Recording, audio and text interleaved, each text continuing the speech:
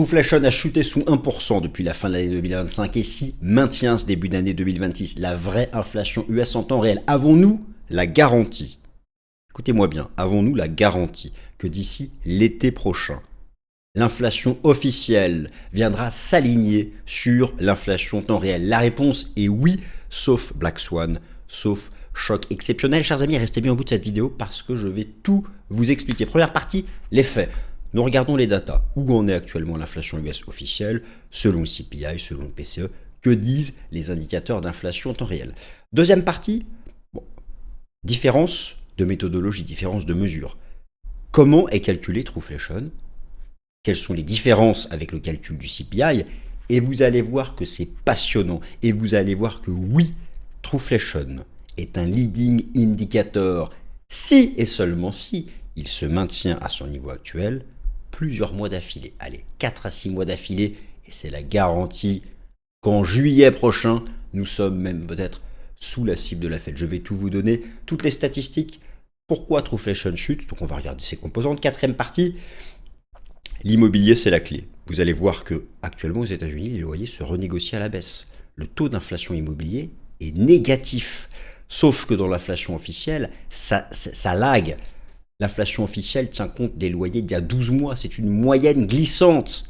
Donc comprenez bien que c'est une moyenne glissante. Donc si là, depuis 2 mois, on imprime de l'inflation immobilière négative et qu'on le fait pendant 4, 5, 6, 7, 8 mois, c'est mécanique, c'est mathématique.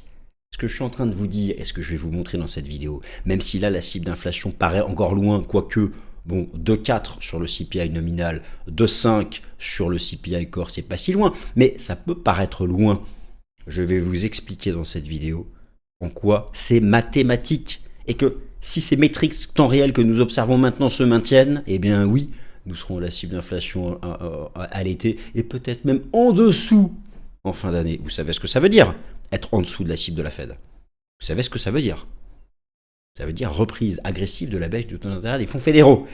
Vous allez voir, je remets ma main à couper, bon allez, un doigt pour pas prendre de risques, que le second semestre 2026 verra plusieurs baisses de taux, et bien plus que ce que le marché anticipe maintenant. J'ai bien dit le second semestre 2026, j'ai pas dit le premier, hein, soyons clairs.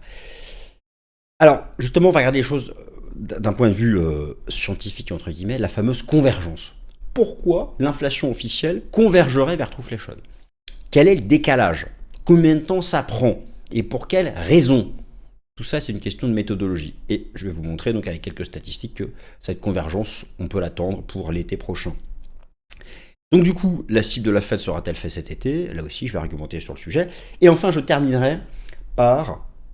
Alors, peut-on avoir au second semestre un fameux Goldilocks scénario? Goldilocks scénario boucle d'or, scénario magique, scénario parfait. Voilà, des baisses d'auto pour la bonne raison, des raisons saines. Et c'est pour moi le moment de vous parler de ce que tout le monde parle, ce dont tout le monde parle actuellement, le fameux cycle de Benner. Samuel Benner, oulala, il annonce le crack. Bon, là aussi, il faut regarder les choses, il ne faut pas juste... bref, vous allez voir que parfois il a raison, parfois il y a 1 ou 2 années de décalage. C'est énorme, 2 années de décalage. Donc en fait, qu'est-ce qu'il y a vraiment derrière le cycle de Benner? Écoutez, c'est simplement ce qu'on observe partout sur les marchés. Que les marchés, c'est des phases d'alternance entre tendance haussière, euphorie bullish, distribution, bear market, tout le monde est pessimiste, accumulation, tendance haussière. Le cycle de Benner, finalement, décrit simplement l'évolution des prix. Alors, il donne des dates. Bon, ok, Samuel Benner, fin du 19e, agriculteur investisseur, S&P 500 connaît pas, même je crois que l'indice Dow Jones n'était même pas créé, puisque c'est en 1890. Connaît certainement pas les classes d'actifs les plus risquées. Bon, ok, du moment. Alors, malgré tout, nous allons conclure cette vidéo par un zoom sur le cycle de Benner. Alors, Truflation chute. La victoire est-elle décisive contre l'inflation US? Ça peut paraître étonnant de défendre ça ce début d'année, parce que nous ne sommes pas à la cible de la Fed. Mais moi, je vous dis que oui, sauf Black Swan, c'est pas sauf Black Swan géopolitique, et encore, on peut lister les risques, alors c'est même pas un signe noir, sauf choc exceptionnel, géopolitique, logistique, sanitaire, ou les trois en même temps, Oui, cette année verra la satanée cible de la Fed. Faites démonstration.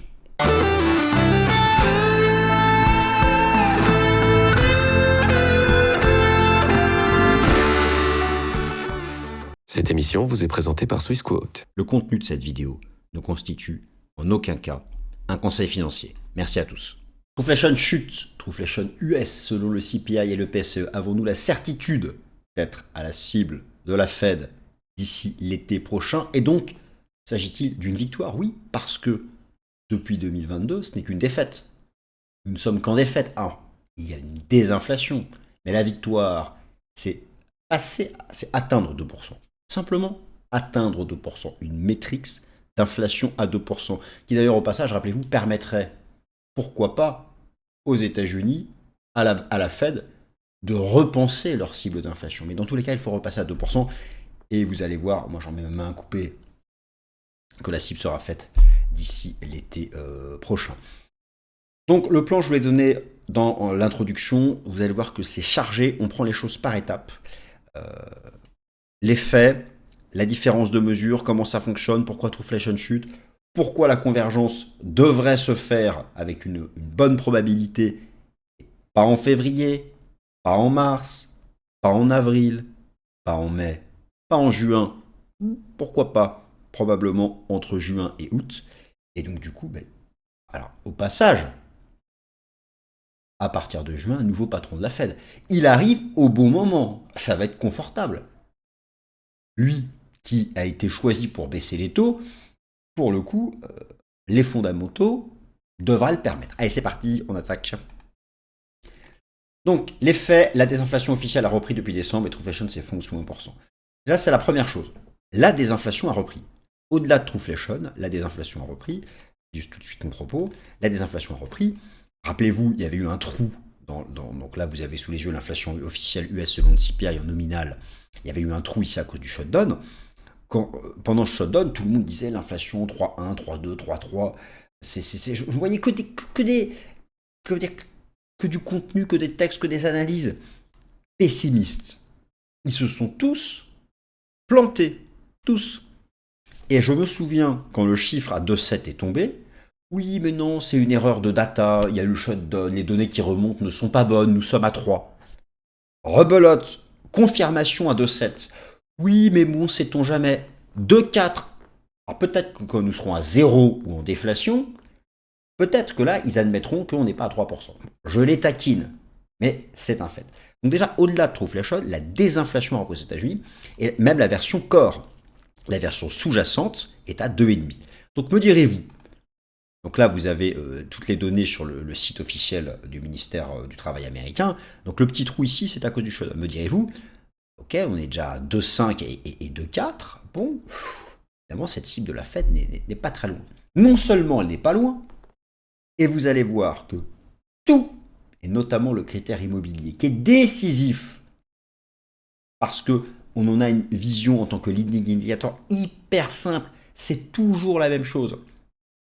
L'inflation immobilière temps réel, elle met en moyenne 12 mois à aller dans l'inflation immobilière officielle, parce que l'inflation immobilière officielle, c'est une moyenne glissante. Donc mois après mois, le mois est intégré, mais il y a encore les 11 autres derrière qu'on se traîne, qui eux étaient en surchauffe. Et plus on avance dans le temps, plus les nouveaux mois, là l'inflation officielle immobilière, elle est proche de 0. Plus on avance, et à la fin, vous aurez une moyenne glissante avec des chiffres entre 0 et 1. Donc une moyenne glissante avec des chiffres entre 0 et 1, ça fait 0,5. Voilà. Et comme l'immobilier, c'est 40% du CPI, boum, c'est mathématique. Alors, si le pétrole va à 300 $ d'ici là, oui, un Black Swan, un choc, je suis d'accord. Donc je dis bien que tout ce que je dis dans cette vidéo, c'est hors choc exceptionnel. Et si vous avez la certitude qu'un choc exceptionnel arrive, qu'un Black Swan arrive, qu'une troisième guerre mondiale arrive, qu'est-ce que vous voulez que je vous dise? Alors, apportez-moi des arguments, pourquoi ça arriverait cette année et pas dans 2 ans ou 33 ans. Vous voyez, juste observons, regardons, ça va vous intéresser les choses d'un point de vue juste. Alors, mathématiques, c'est un grand mot, c'est du calcul de base, quoi. Bon, donc, déjà, la désinflation a repris. Les faits, c'est ça. Depuis maintenant mi-décembre, donc déjà, ça fait depuis déjà 2 mois, c'est pas rien. Ça fait déjà 2 mois que l'inflation temps réel, la vraie, chute et qu'elle est entre 0,5 et 1,5. Ça fait déjà 2 mois que l'inflation temps réel chute. Ça fait déjà 2 mois que l'inflation temps réel chute selon le CPI et selon le PCE. Or, dans l'inflation officielle, oui, ça baisse, mais on est beaucoup plus haut. C'est ce que nous allons voir, donc je vais vous expliquer pourquoi. Mais je peux déjà vous dire une chose, que si pendant les 4 à 5 prochains mois, on se maintient dans l'inflation temps réel entre 0 et 1,5, mathématiquement, je dis bien mathématiquement, l'inflation officielle droppera. Pas le choix. C'est un mode de calcul. C'est statistique en fait, c'est statistique. Voilà donc les faits. Avançons. Tout d'abord, CPI officiel versus Trueflation, deux philosophies de mesure des prix. Déjà, il faut bien comprendre comment ça fonctionne. Le CPI officiel, qui est donc calculé par le ministère américain du Travail, donc c'est là moi où je prends toutes mes données, vous avez tout, d'ailleurs, il y a un maximum de statistiques, vous avez tout. Moi, franchement, allez choper vos statistiques ici. Alors, j'aime beaucoup Trading Economics, mais Trading Economics se sert, la source d'origine, c'est le ministère du Travail. C'est toujours plus sympa d'aller chercher la source d'origine. Donc, déjà, comment c'est calculé? Je vous ai mis des choses que j'ai écrites, vous pouvez lire les slides, je ne vais pas me contenter de lire les slides. Concrètement, qu'est-ce que vous devez retenir? Le CPI officiel, c'est une moyenne. Ce n'est pas l'inflation en temps réel. Oui, l'inflation en temps réel est intégrée dans l'inflation officielle, mais que pour une partie. Prenez par exemple en bourse le principe d'une moyenne mobile. Une moyenne mobile à 14 jours. Une moyenne mobile à 20 jours, peu importe. Sur vos graphiques, souvent, vous avez la moyenne mobile à 20 jours.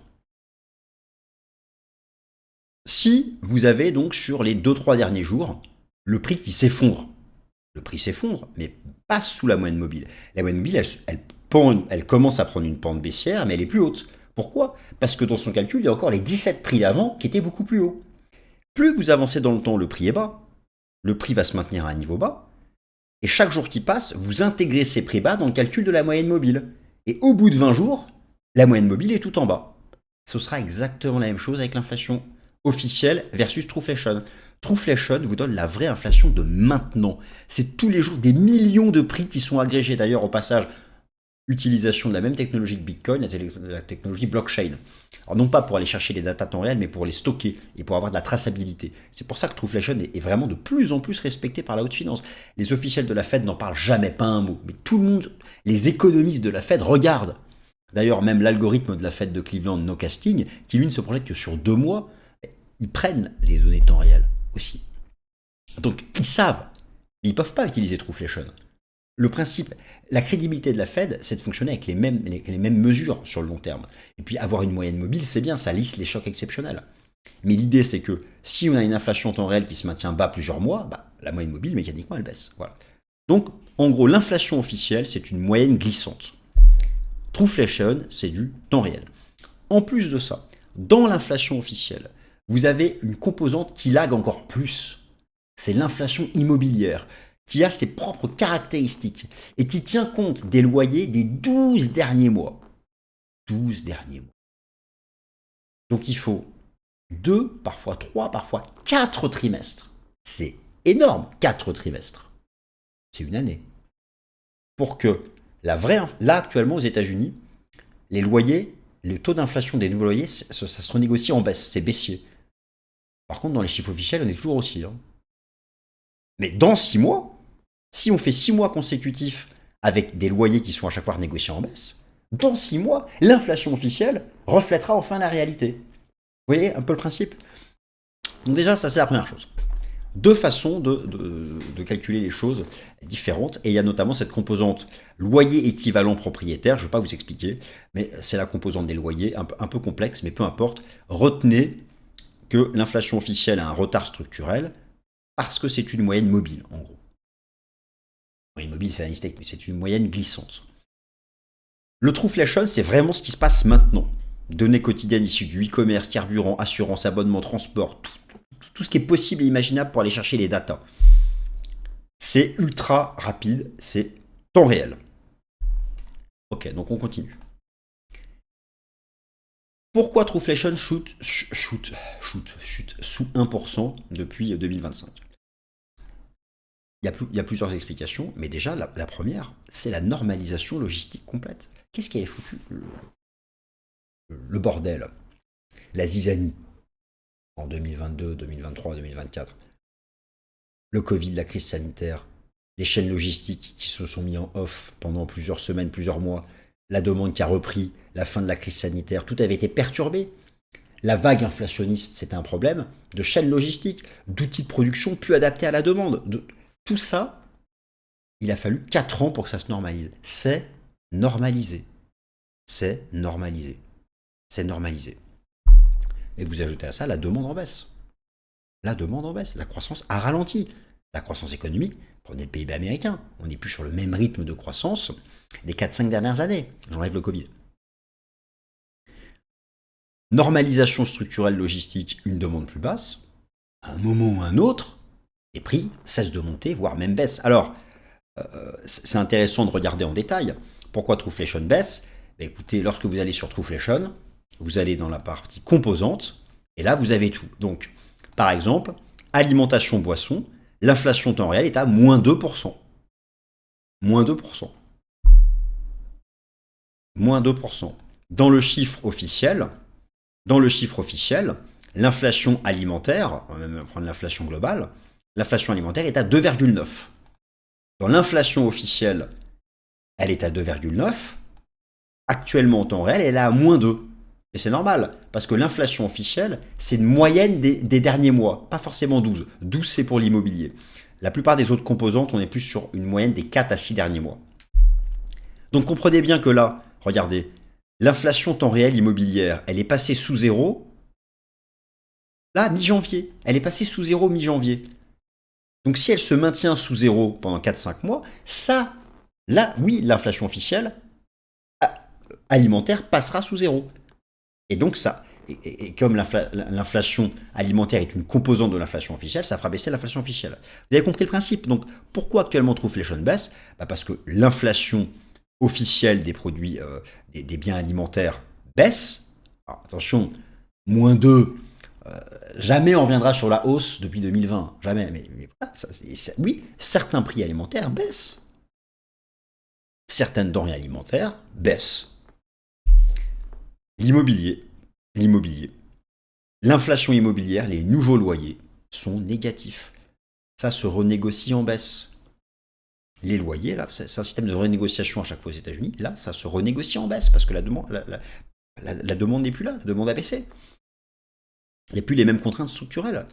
Attendez, je vous montre un truc. Là, vous avez les mesures d'inflation officielle immobilière. On est encore à entre 2 et 3.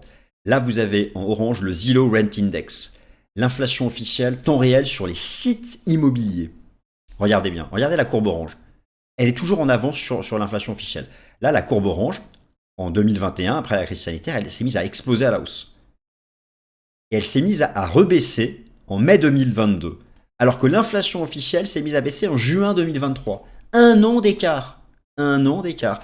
Là, l'inflation immobilière en temps réel, elle est à 1,95. L'officiel est encore à 3. Donc on sait mathématiquement que dans 6 à 12 mois, de 3, elle passera à 1,95. On le sait. Ça fonctionne toujours comme ça. Et là encore, c'est le Zillow Rent Index. Vous prenez les tout nouveaux loyers. Les nouveaux loyers actuels, on est à moins 1. Donc le Zillow Rent Index va continuer de baisser parce qu'on a une lecture sur les nouveaux loyers.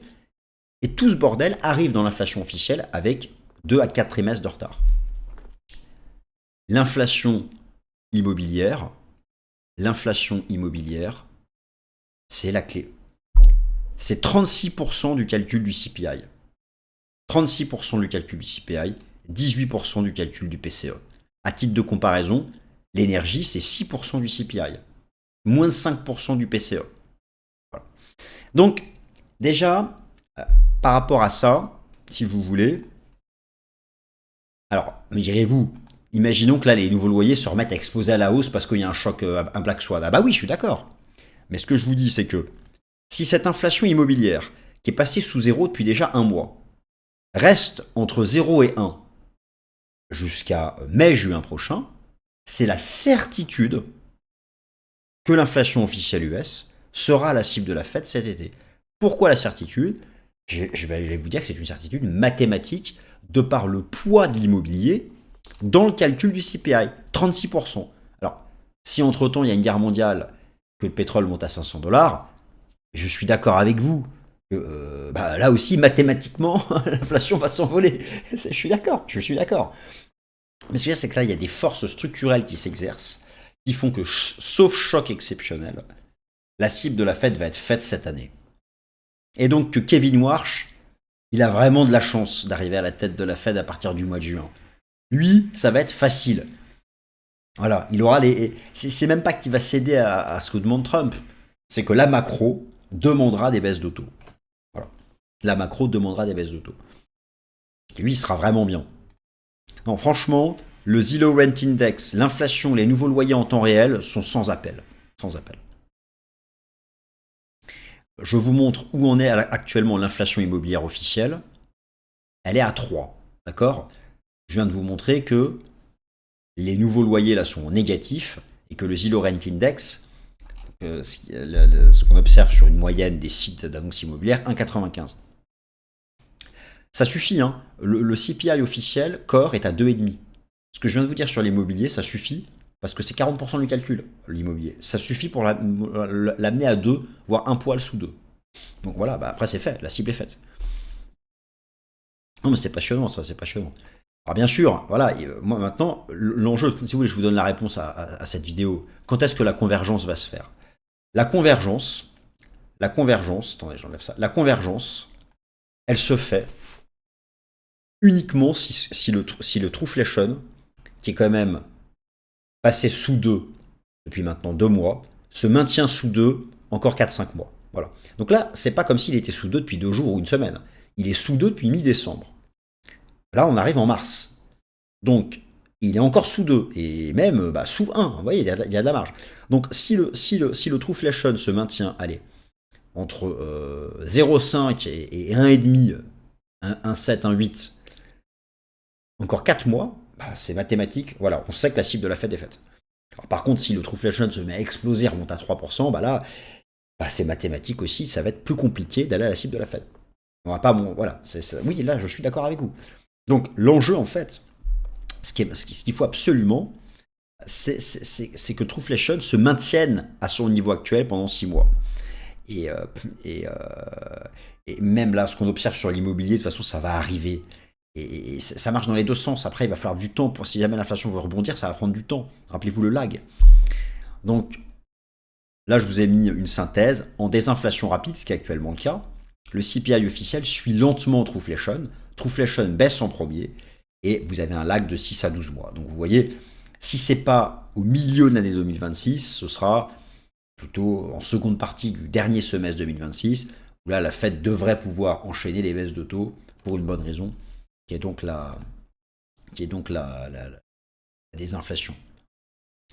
Alors, que disent les statistiques historiques de convergence? Première chose, en général, on a un écart entre Trueflation et l'inflation officielle de 0,3 à 0,8. Donc là, l'écart actuel, il est exceptionnel. L'inflation officielle est à 2,4. Trueflation est à 0,87. C'est exceptionnel. Un écart comme ça, c'est un facteur de plus de convergence, si vous voulez. Un tel écart, et si en plus cet écart se maintient, et là il se maintient déjà depuis quelques semaines, s'il se maintient, si l'écart reste comme ça à 1,5 point de pourcentage, encore quelques semaines, non seulement on va être à la cible de la Fed, mais on y sera même plus tôt que prévu. Moi je vous dis juillet, peut-être un peu avant. Donc il y a deux choses. Il y a le fait d'être en dessous, il y a l'écart et il y a le temps. Tout ça va jouer pour savoir quand est-ce qu'on converge. Je vous ai donné une fourchette de convergence de 6 à 12 mois. Mais c'est plutôt 6 ou 12. Ce facteur d'écart compte. Donc là, vous voyez qu'on a un écart qui est vraiment exceptionnel. Voilà, donc il ne faut pas faire l'erreur de croire que le CPI se trompe et que Trueflation a raison. Non, c'est pas pareil. Le CPI, c'est une inflation en mode moyenne mobile. Trueflation, c'est l'inflation maintenant. Voilà. Pour résumer, c'est ça. Donc si quelqu'un vous dit, mais regarde ton Trueflation, c'est de la daube, ça marche pas, regarde. Non, mais c'est pas. Non, c'est deux choses différentes.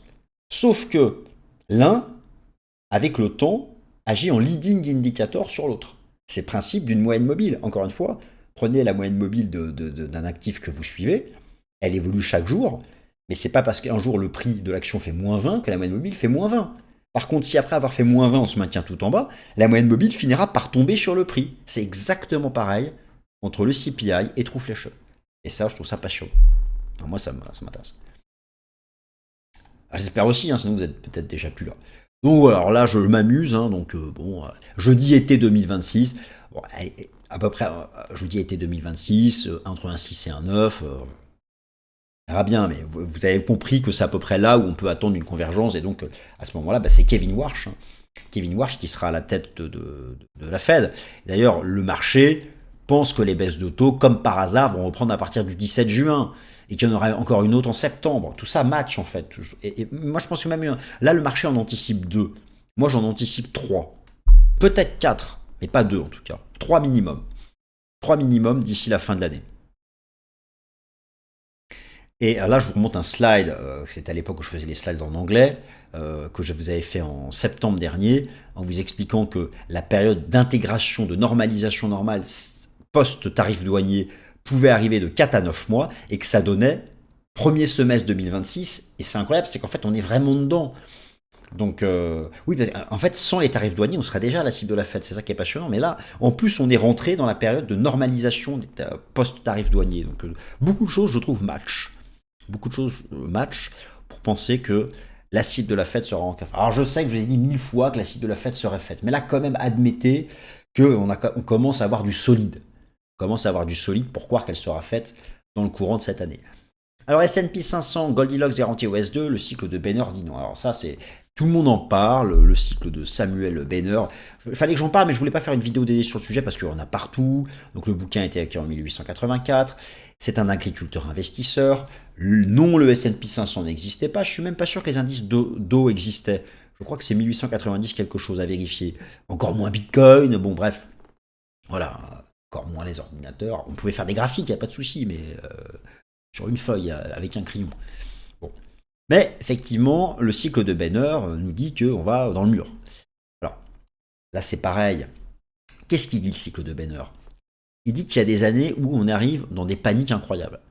Il dit qu'il y a des moments où c'est bien de vendre. Et puis d'autres phases de marché, d'autres années où le pessimisme est là, les prix sont bas, il faut acheter. Le cycle de Benner décrit en fait, mais même par exemple ce que décrit le cycle de 4 ans de Bitcoin.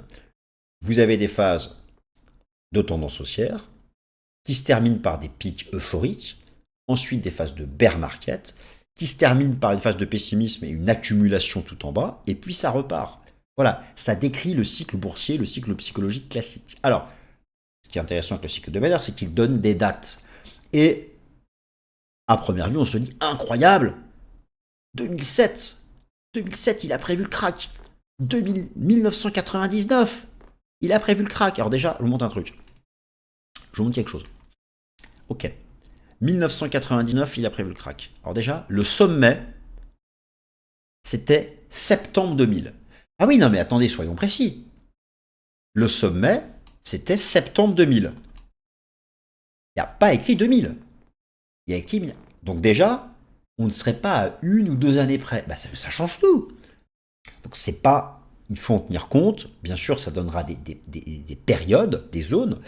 Là, il nous dit donc, par exemple, 2023 était le bottom. Le bottom, c'était 2022 et pas 2023. Je vous remontre.